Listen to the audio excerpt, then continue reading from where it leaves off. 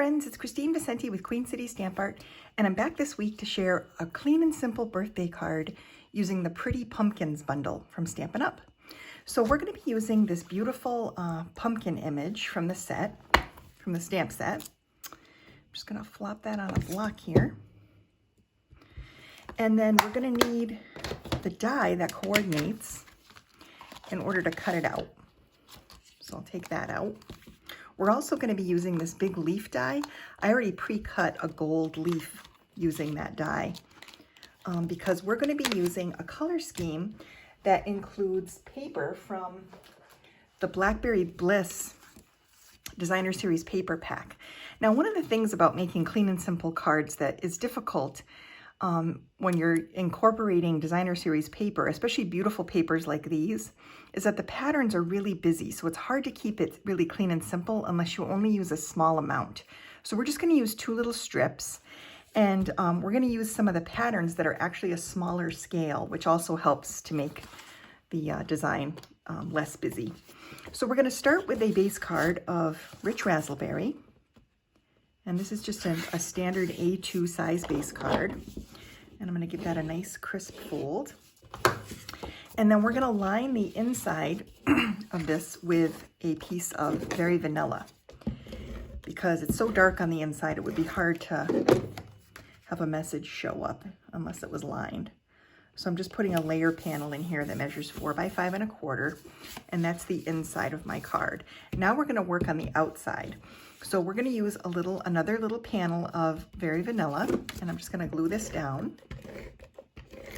And this measures 4 1/4 by 3 1/4, and it just gives us a little platform to layer the rest of our design. So we're going to need some scissors, and we're going to cut a couple of strips. I've got a couple of these strips cut, and I'm just going to angle these a little bit on the end. Right here, like this. And then I'm going to layer them together. So I'm just going to lay 1 strip there, and then this little metallic strip here. And I'm just going to offset them a little bit from each other because the pumpkin's going to go here and kind of cover where they aren't even. And then we'll take and we'll start doing some of the stamping. So I've got a little piece of Cinnamon Cider, and we're going to use Cinnamon Cider Ink on Cinnamon Cider Cardstock to stamp the pumpkin. Get that inked up really well. And then just stamp it down here. And then we're going to take the Rich Razzle-berry Ink and a birthday sentiment from a different stamp set. And I'm going to stamp Happy Birthday onto this little strip. And I just left a little space on the right-hand side so I can put an embellishment. And I'm going to trim this up at an angle, like that, as part of the design. And then we'll close this ink pad so we don't get our fingers in that. And I'm going to bring in my little die cutting machine. Here is my little mini one. And I'm going to lay this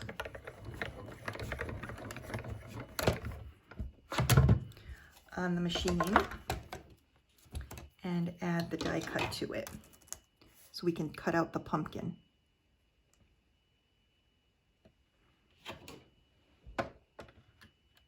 Oops.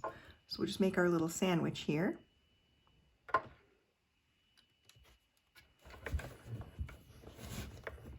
And run this through the machine.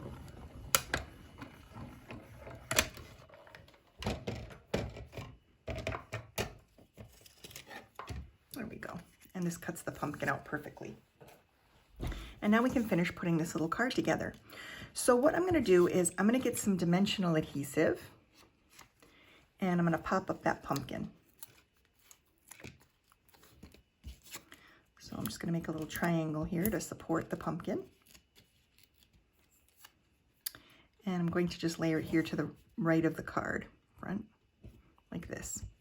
Then I'm going to include this strip so that it kind of overlaps the 2 shown here. Now, one of the things about creating, what makes a card clean and simple is the white space really around the edges of the focal image. And so there's a lot you could do to dress this up. You could add an extra layer, behind this panel in maybe Cinnamon Cider, or even Blackberry Bliss would be nice, like a darker purple. And then you could add some splatters here, like with marker, or with a rubber stamp to give some extra texture. You could add a strip of ribbon in here. There's a lot of things you could do to jazz this card up. But because I want to keep it clean and simple, I'm going to forego all of those options and just kind of keep it a very clean and simple card. Another thing I could do, the stamp set, the pumpkin stamp set has beautiful, beautiful sentiments, very scripty and lovely. I mean, I could put this sentiment here, it would fit perfectly.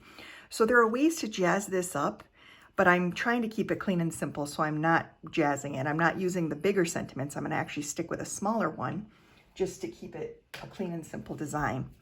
I'm going to pop up this part of the sentiment and just put regular adhesive here, because this is already supported by the pumpkin being popped up.